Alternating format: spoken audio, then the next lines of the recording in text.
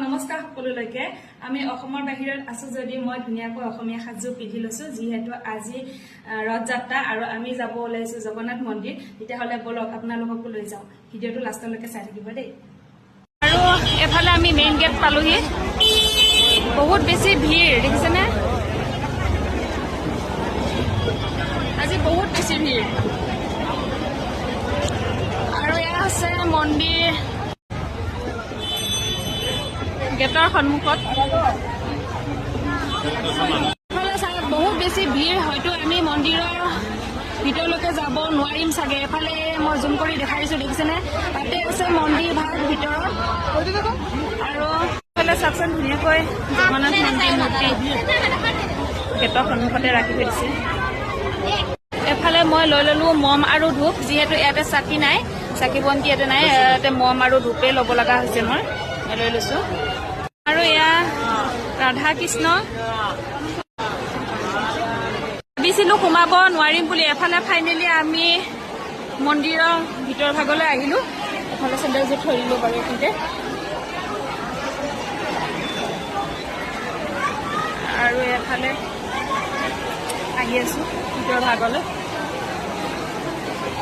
বহুত বেছি ধুনীয়া দেখিছেনে বহুত বেছি ধুনীয়া চাওকচোন বাকী মই এফালে বহিবৰ কাৰণে বহুত ধুনীয়াকৈ চেয়াৰ পাৰি থৈছে কিন্তু সকলোৱে এনেকৈ তলতে বহে বাৰু বহুত ডাঙৰ হয় এৰিয়াটো এফালে বাহিৰৰ ভাগ নিৰ্মালি ল'বলৈ যাওঁ তেওঁলোকে তাৰ পৰা সেৱা কৰক একদম মেইন মন্দিৰ ভাগলৈ আহি পালো এফালে হৈছে মেইন মূৰ্তি আপোনালোকক যিমান কষ্ট কৰি হ'লেও মই মেইন মূৰ্তি ভাগ দেখাব চেষ্টা কৰিছো চাওকচোন আৰু আপোনালোকে তাৰ পৰাই সেৱা কৰক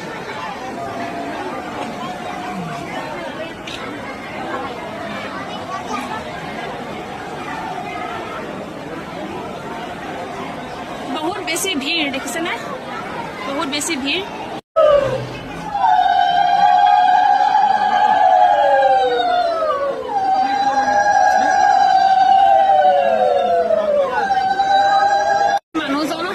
ছোৱালীজনীক পঠাই দিছো মই কিবাকে আহিলো বাৰু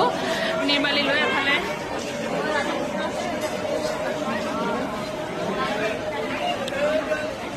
আৰু মই যে লৈ আহিছিলো মম আৰু ধূপ ইয়াতে জ্বলাম ইয়াতে দেখিছেনে সকলোৱে মমে জ্বলায় বাৰু বাহিৰত যিহেতু চাকি বন্তি